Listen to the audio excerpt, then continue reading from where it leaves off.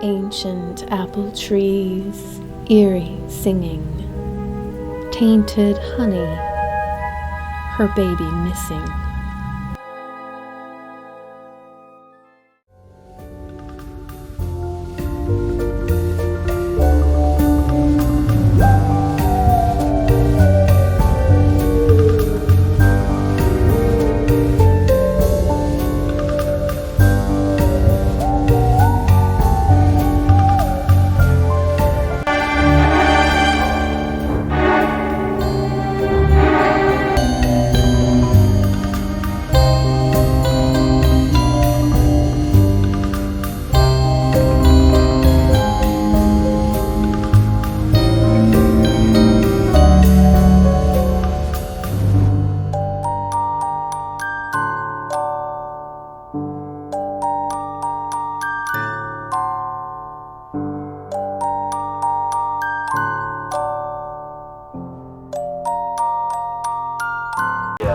We're doing a public service here.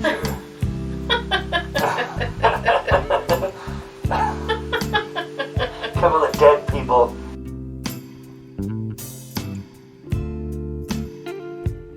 Giving you advice on staying safe. Right. If you have hands, wash them.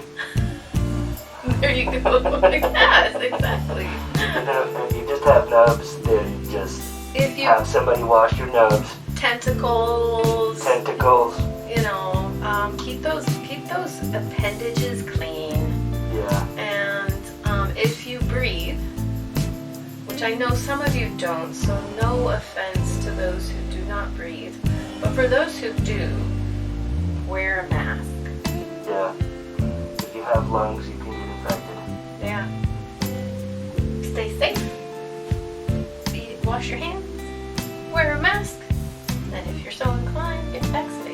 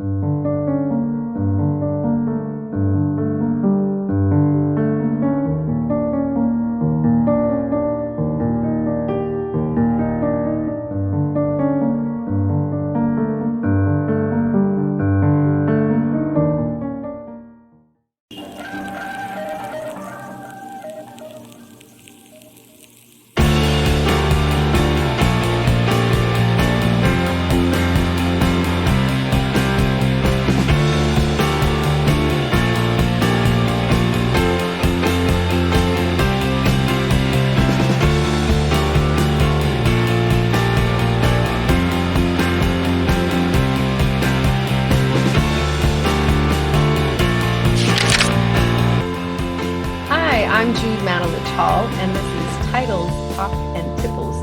My guest this evening is Sara Crocoll Smith, the author of The Haunting of Orchard Hill, The Strangle of Ivy, and the editor and publisher of Love Letters to Poe. Welcome, Sara. Thank you for having me. Have you here. What are we drinking this evening? We are having bourbon old fashions. Yes, delicious. Cheers. Cheers. I'm so glad you chose old fashions. I love old fashions. Yeah, I'm a big fan of bourbon. So. Yeah. So for those of you who don't know what an old fashioned is and would like to make one and sip it along with us, it has bourbon whiskey, simple syrup, and a twist of orange and bitters. Is that how you make yours, right? Yeah, a dash of bitters. Yeah. Yeah. You can use simple syrup. You can even use agave or a sugar cube too. Yeah. So, yeah. All right. Great. All right. So we're here to talk about your work and anything and everything under the sun. If there's anything other than writing and editing that you do within the publishing community and you do some other creative stuff, we can talk about that too. Sure. That sounds So great. let's start with something close to my heart, the Love Letters to Poe anthologies. So this is the wonderful first volume. You're Mhm. coming out with a second volume, right? Very soon, or is it already out? I'm working on it. It's not out yet. No, I think it'll be out maybe later this summer. So Okay, great. yeah. And these are wonderful books. I've read every story in this one. And I'm not being biased, I swear. One of my stories is in here, but such great writers, and you're such a great editor too. I mean, it's really nice to pick up a book that you can tell has been really taken care of, and the editing is. I love reading a book and not being stalled by editing mistakes and things like that. So. And you were very helpful with editing my story too, and the little rewrites that you suggested, just wonderful. So thank you very much. That's awesome. I'm glad to hear that. Yeah. I think starting with the anthology is like a great place to start the conversation about what I've been doing, because that's really where I found my groove, I think, because I've been writing for a long time. Gosh, I feel like maybe 10 years now. Oh, wow. Yeah, but I was really heavily writing science fiction.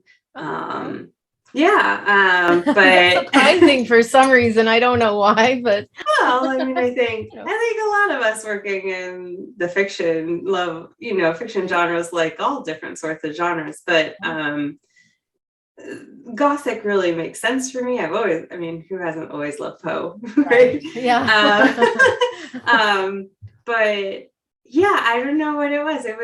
I must have been crazy because it was like the start of the pandemic and I had a baby. Right. And I was like, why don't I start this Love Letters to Poe thing? Nice. But it's been really amazing. Like I met great people like yourself, and I think it's gone through some evolutions. It started off more as a magazine. Right. And so that's what the first volume is, more the collected magazine.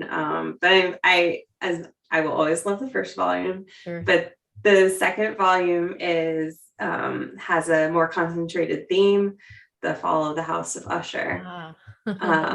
And so I was kind of nervous about the submissions because I was like, oh, am I going to get like the same thing over and over? Sure.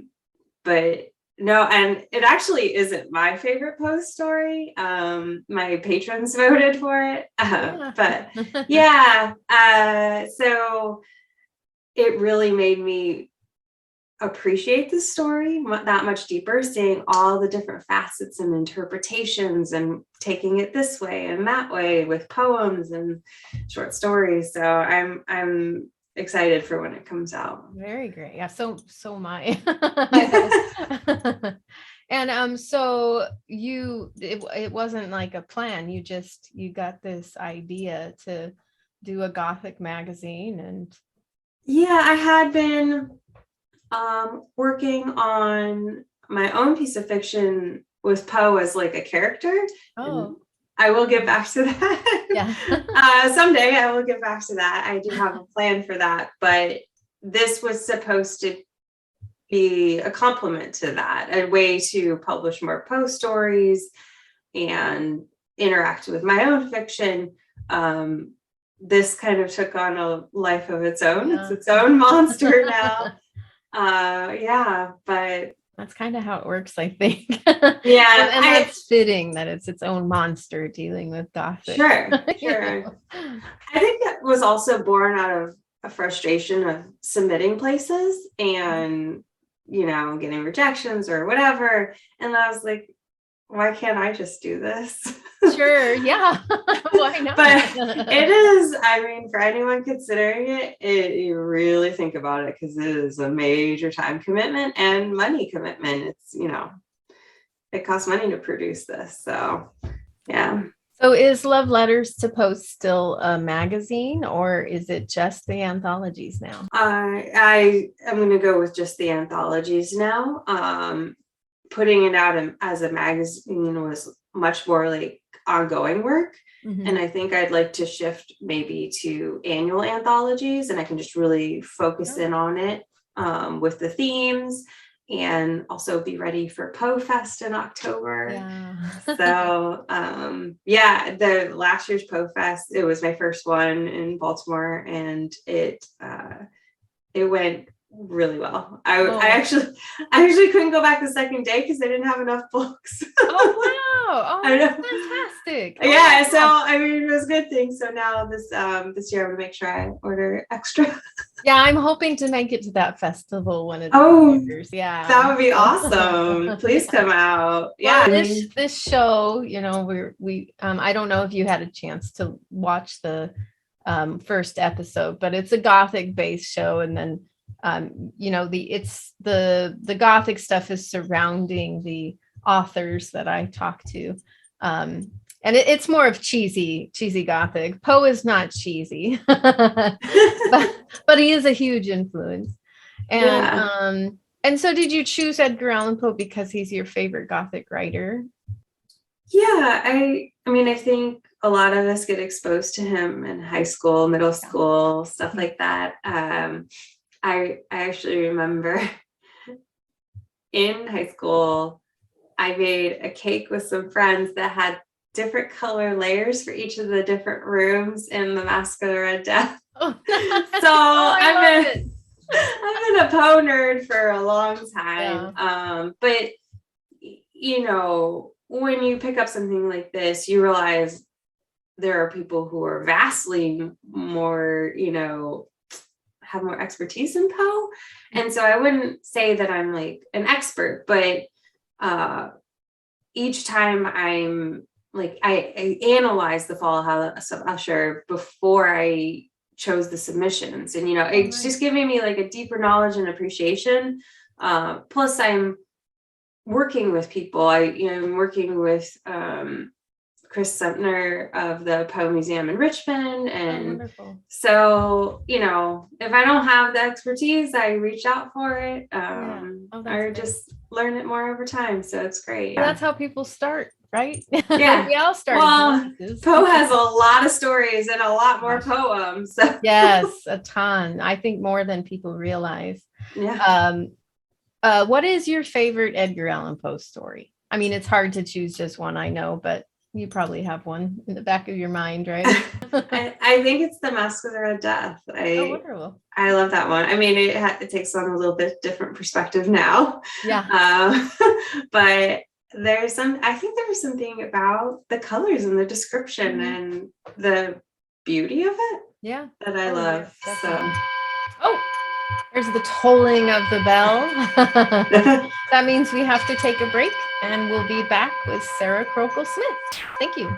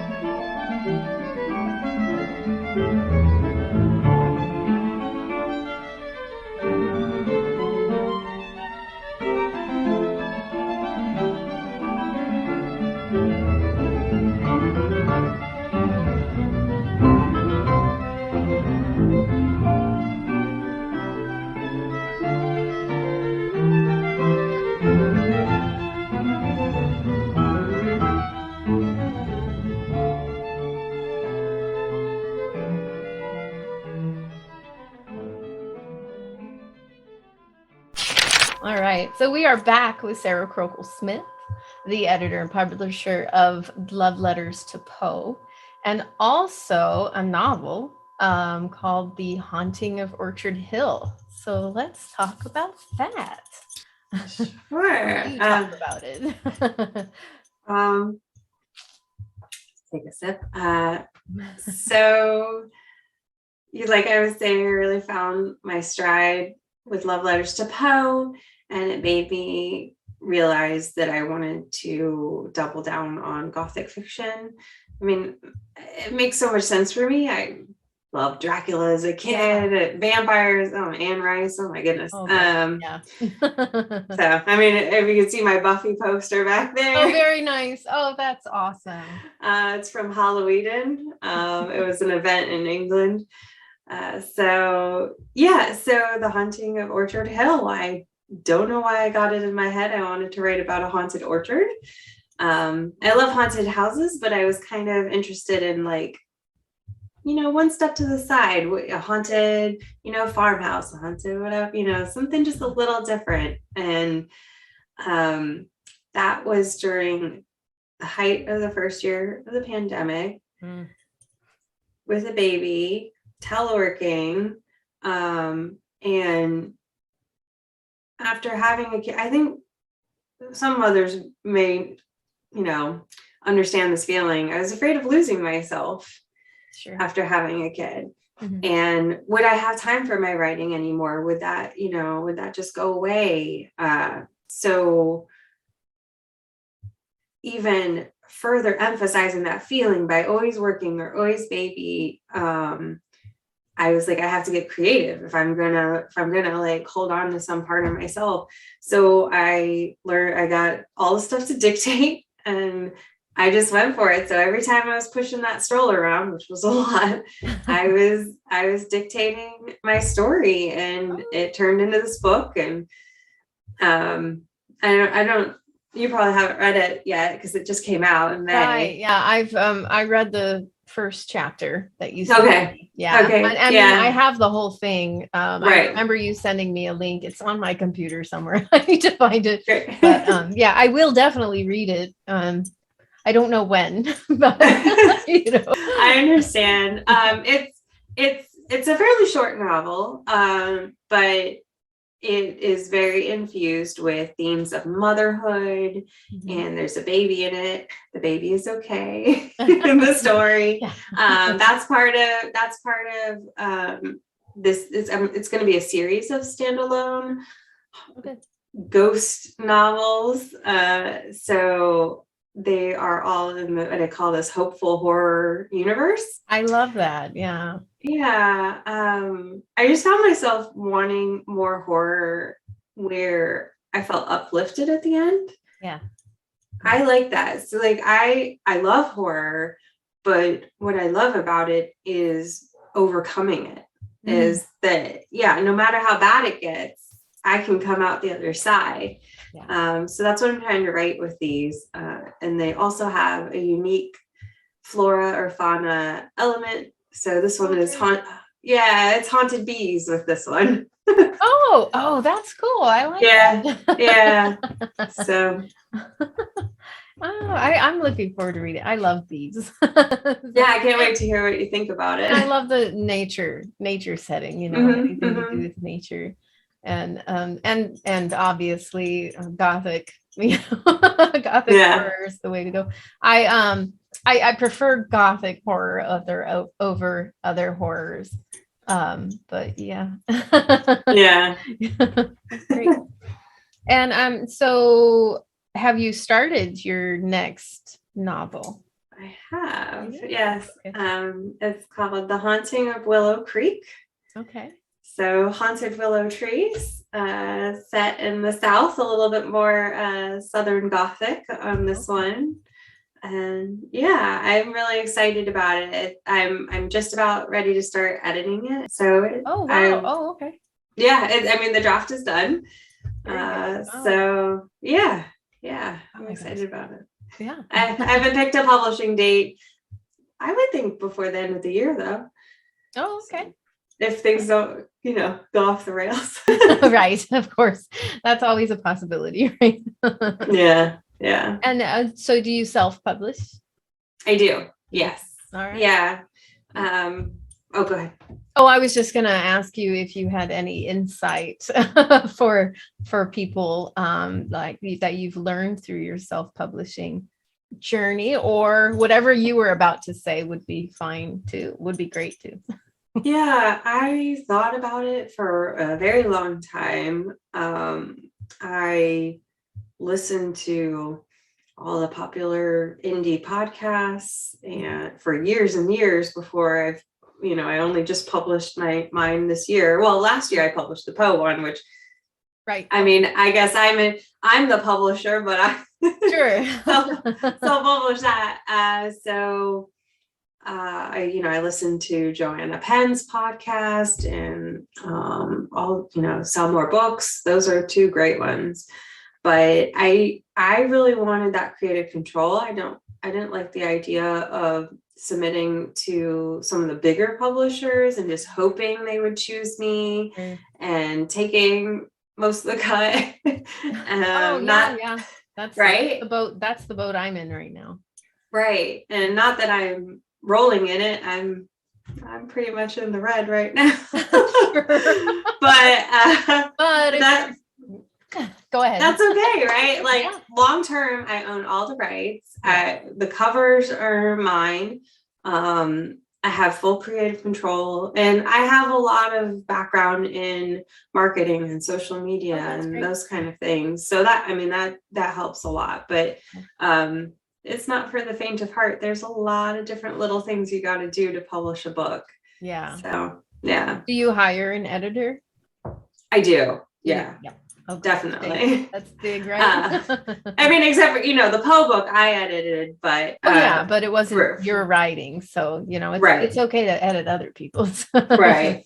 I feel that any writer thinks that they don't need an editor probably needs an editor more than anybody. Yes. Yeah. I still find little mistakes in my manuscript. And it's surprising because it's like, how did I not see that? But we get so blind because we know the story so well that I honestly don't even think we're reading the words after a while, that it's just our brain telling us the story and we think we're reading the words, but we're not.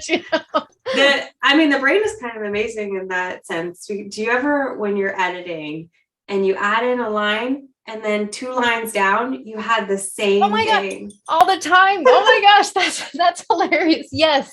A whole book. Recently, I wrote like this whole paragraph and, and continued. And then, it was like 2 or 3 paragraphs later. I'm like, oh my gosh, it's almost word for word. It's crazy. It's crazy. Because you would think you wouldn't, like, how do you store that, like a 40,000 word novel? Like, how do you how's that stored in there? Right. It is. I don't know. Absolutely. The brain is amazing. Mm-hmm. Yeah. And so there was something else I was going to ask, but I don't know what it was now. This is the problem with off the cuff interviews, right? Is the questions aren't written down. And because I didn't know I wanted to ask you this question, but okay, how about this? So who do you self-publish to KDP, or is there, I mean, most people are, right? So I was originally planning to go that route. Okay, go ahead and finish your thought. There's the tolling of the bell again. We'll let Sarah finish her thought and go ahead. Okay. So I was originally going to go into Kindle Unlimited. but I changed my mind. You did? I did. I know. It is a great way to do it, but long term, I think going wide is a better option, especially with exploring Kickstarter.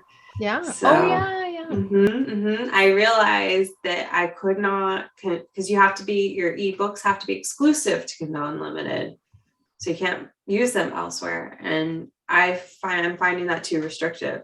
Oh, so, okay. Yeah. So how did you publish? Like, what did you publish through then? Just through Kickstarter? No. So there's a difference between, so I'm published on, everything's published on Amazon right now.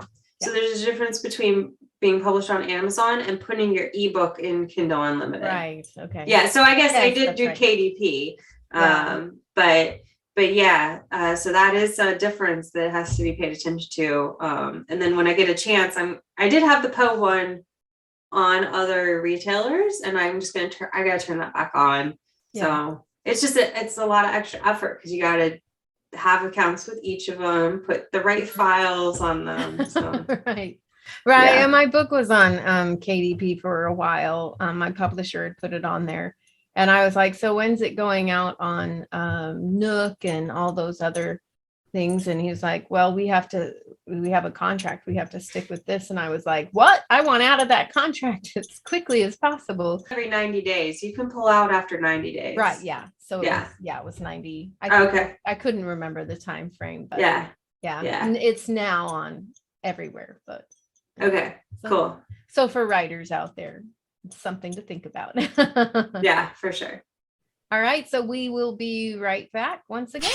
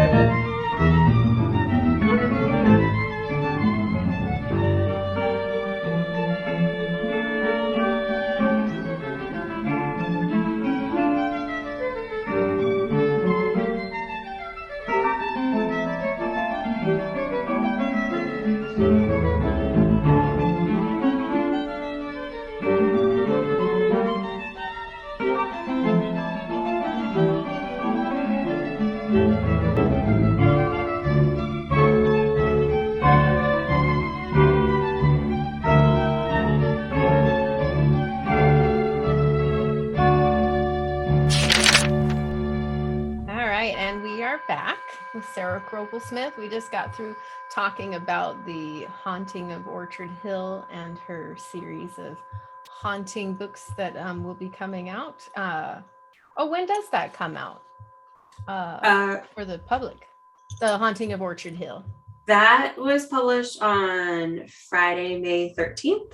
Okay. So it is available. Friday the 13th. Wonderful. Yeah, it's available on Amazon right now. So. Great. All right. Paperback and hardcover and large print and ebook. Oh, wow, you do the whole thing. Yeah. Oh, yeah. Wow, that's great. And anything your heart desires, except for audio, I guess. But I'll get there. Well, you will do audio. It's long-term plan. That's a lot more expensive to produce. So I'll probably wait until maybe I have 3 of them and do that all at once. Oh, cool. Yeah. Will you record it yourself or will you have someone else record it? I think I'll pay someone. In your head it sounds easy, but it's actually voice work is a lot of work and getting the sound right. Yeah. I've talked to a couple people. I actually had a guy on here I've done an interview with. His show hasn't gone out yet.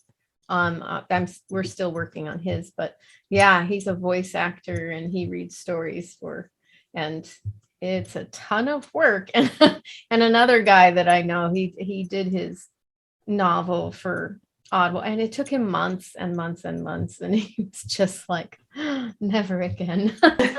No, I have too many things going on to be doing that. Yeah. There's so many people out there, Fiverr and everything else, where you can find great people that know how to do it already. And it's going to take them half or even less the amount of time it's going to take you because we're the writers, right? You are going to be starting a Kickstarter soon. And so that's actually what this is all about, is getting some word out for the Kickstarter.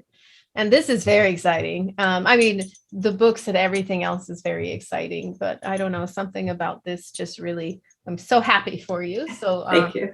Kick it off with what your Kickstarter is all about.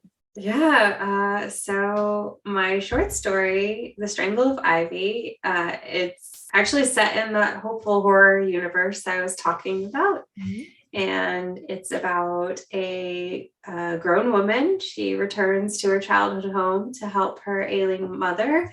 And there are some deep, dark secrets that get revealed that change them forever. So it's very, it's gothic horror, very, mother-daughter relationship and some creeping ivy, obviously. Yeah.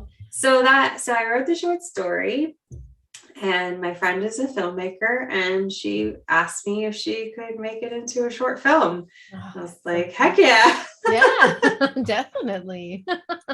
Yeah. So, we're launching the Kickstarter tomorrow, June 7th, and it runs through June 30th. So there'll be some exclusive things you can get during that time period. Oh gosh, I'm going to put together a hopeful horror short story collection with a story I haven't released before in there.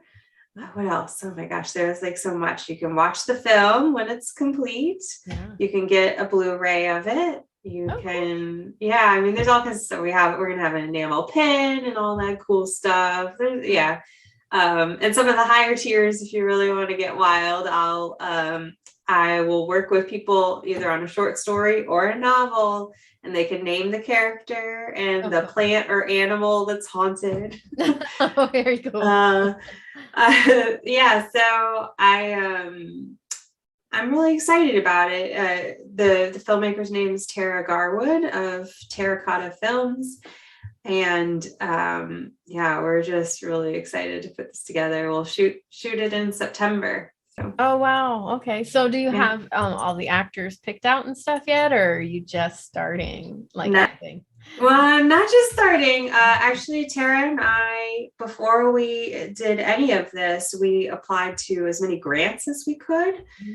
And we actually did get a grant from the state of Maryland to make the film. It's $3,500. So I don't know, this experience is giving me so much insight into films. I think a lot of us watch a lot of horror films, sure, but the cost of films is kind of insane, even a short one. Yeah.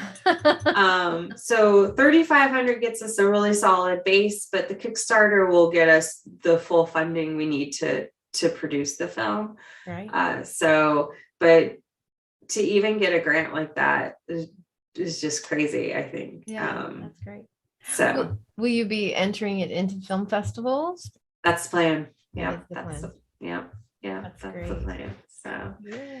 And it's your story. So I know. Oh my gosh, that's incredibly exciting. Yeah, Tara and I mean, we worked on the script together, which was a very interesting experience for a writer. I think, we're so used to you're a writer because you kind of want to be a god of your own universe. Yeah. But filmmaking is so collaborative. Yeah. So she took the first stab at the script, and then I edited it, and she really pushed me because Gothic horror on the page is one thing, right? Gothic horror on the screen is entirely different. You could be much quieter, with words on the page. But she was saying, can something be more cinematic here or there? And was pushing me, and in a good way though. It was hard, but it was in a, I think a good way. I changed the ending in the script, which is kind of wild. So there's one ending of the story and one ending in the script as it is right now. People are going to want to read it and watch it because I think it adds that deeper element. I know, people, when books are turned into movies, they're it's not exactly the same, but I think there's a reason for that. It's a totally different, format. Well, it's what works. I'm a script writer for a television show out of Michigan, and cool. It's not out yet, but we've been working on it. And it's a different kind of writing. It's he's always apologizing. When we start filming, things might need to change on the cuff, and are you willing to do that? And I'm like, oh yeah, this is your it's his project. I'm taking his ideas and putting on a script. I do have creative control and things, but for the most part, it's his ideas, and I'm just putting them into words. And but things do have to change. Something on paper might not work on film. Yeah. And Gothic writing is all about environment and the words you're choosing, and with film, it's all visual and music. And yeah, there isn't a whole lot of words to create that Gothic feel in films, and so it's completely different. yeah I mean, I think it still very much has the heart of the story. I think it's a great different sort of angle on it, but it was very hard for me. I mean, when I write stories, there's a lot of personal feelings in there, so I felt more strongly about things than I realized, but I think it's great to collaborate in that way. Yeah. And what a great challenge for yourself, challenging your ego, Oh yeah. I like to think of it that way. It's just, it's great to know that you're so emotionally attached, but it's also good to find that you are flexible and you can work with it. And how great it is that you came up with this other ending, because how often do we get to do that? It's I know, it really pushed me. When we rewrite stuff all the time, and often, especially if it's already published, you go back and you're like, oh, that would have been so great, but you can't do anything about it. You can. Yeah. So I'm really excited about the Kickstarter, so I hope people check it out. We have a URL that redirects to the Kickstarter right now, so it's just ivyshort.com, Okay. if people want to check it out. But.com on Kickstarter. Yeah, so that'll take people right to the Kickstarter page. Oh, wonderful. So it's easier to remember. Oh, great. ivyshort.com for the Strangle of Ivy to support Sara Crocoll Smith and Tara Garwood.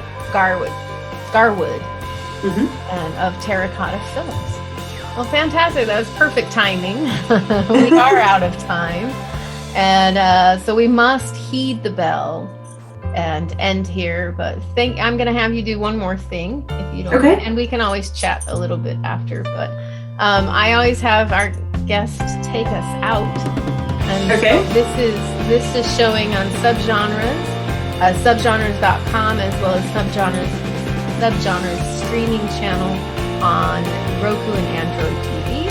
It is a streaming network that anyone can get, just like any other streaming network. Okay. All right. So if you liked this conversation, please like and subscribe. Is that good? Okay. Thumbs up, yeah. And share it. Twitter, TikTok, or Twitter, YouTube, Facebook. Yeah, share it with your friends.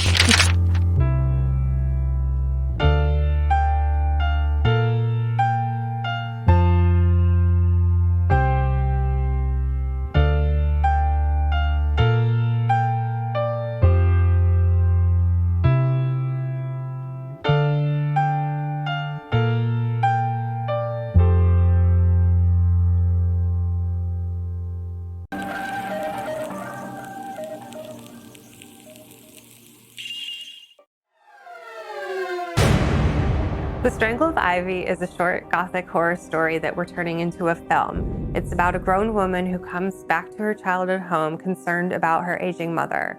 While she is there, strange things start to happen. And it gets scarier and creepier until it hits a crescendo of a dark secret that's revealed that changes their dynamic forever. Pretty wild to have one of my short stories turn into an actual film that I'll get to see on screen, and you can be part of it by backing this project.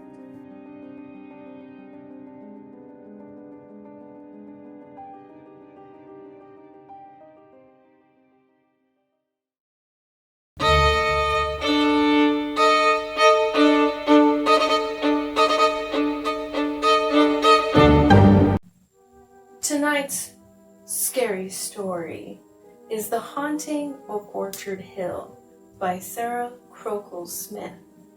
This is a novel, so you're only getting an excerpt.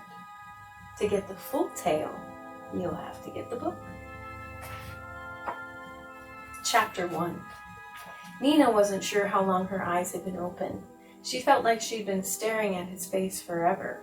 John exhaled, breath stale with last night's beers. His stern mouth seemed softer when illuminated by the sliver of moonlight cast through their crooked bedroom blinds. Her jaw ached and the swelling around her eye had dimmed her vision. By inches, she eased her feet out from beneath the covers. The air conditioning turned on with a loud whir and her nerves rang. She froze as John's eyes fluttered. With a hitching breath, he inhaled and paused. They both stopped breathing. In the space between breaths, Nina considered tucking her lower half back into bed, pretending as if nothing ever happened, that she'd never intended. Then she saw the dark spot on her pillow, crimson she could tell, and sure to leave a stain. Nina pushed up, careful not to let the bed springs move or bounce as the rest of her rose from the bed. On soft feet across their thick matted rug, Nina stole out of the room and down the hall, careful to pick her way over John's haphazardly strewn uniform badge and holster. Above the rain ceased its soft patter across their sagging roof. These waning days of spring blurred together with not much to mark this night as different than any other. Nina had already tallied in her head 1,000,000 times the things that needed to be packed. Only the essentials, the lightest things that would get her through until she and Holden were safely away. 2 suitcases she could carry, one in each hand, while still managing to hold her baby boy. It took her longer than she thought it would to prepare, but within a half-hour's time she was done. Only one vital task remained before she could leave. She stood in front of Holden's door, holding her breath. The house was silent. She wished it were louder. Where was the soft murmur of the air conditioning now? Where was the loud creak of the pipes? Where was the hiss and chirping of nightlife to cover her sounds and tracks? She needed to slip inside his room and gather her precious cargo, but it was only one door down from him. Nina gulped. Sweat gathered at the small of her back, and her hands were more than clammy. She wiped them on her faded jeans. Her nerves gathered steel at the sound of a soft whimper verging on a cry on the other side of the door. Nina grasped the doorknob and twisted as even and as steady as she could. She hadn't turned on any lights since her eyes were still adjusted to the dark. She walked into the room to the edge of his crib. He stood on unsteady feet, looking up at her with doleful eyes, sucking on a pacifier, arms lifted and waiting for her to provide the expected comfort and shelter. Nina lifted Holden in her arms, trying to ignore the line of his nose and the slant of his forehead that with each passing day made him look more like his father. She held him tight, taking more time than she should to press his warm little body against hers, drawing in more comfort than she thought she could possibly be giving. There was a pang of guilt about this, the notion that perhaps she was being selfish, but that couldn't be right, as the dull ache in her jaw reminded her. Nina knew Holden wanted to eat, to suckle at her breast. If she did that now, though, this window of time could vanish, and so she promised to change his diaper and feed him at the first opportunity when she felt they were far enough. Quicker now, she patted down the hall. The shadows leered at her, judges in the night. Nina heard a groan from their room in their marriage bed. John always had a sixth sense, somehow knowing things before she knew them about herself, seeing in her things, terrible things. She got the suitcase, one in each hand with her son in the crook of her arm. Nina teased open the front screen door with her elbow, pushed it forward with her knee, and braced her back against it. She held her foot out so as not to let it slam. "Damn it," she hissed before clamping her mouth shut. The keys were on the table. Nina went back inside, leaned down, and picked up the keys with her teeth. She couldn't carry more if she tried, yet she reminded herself that all mothers think this, and yet somehow they bear the weight. Her son lifted his head from her shoulder and looked her in the eye, his mouth opened wide, drooping at the side, and he wailed. Fat tears spilled from the corners of his eyes. Nina followed his gaze back down that dark, shrouded hall, and then she saw it. The silhouette, the outline of the one thing that she forgot. Such an innocuous item of such importance, the lone stuffed stegosaurus with its plate-like frill down its back. If she didn't get it now, she'd never hear the end of it. She'd never be rid of the guilt of the one thing she left behind, the one comfort her sweet son clung to when he couldn't hold her. Nina set down the suitcase, bile burned at the back of her throat.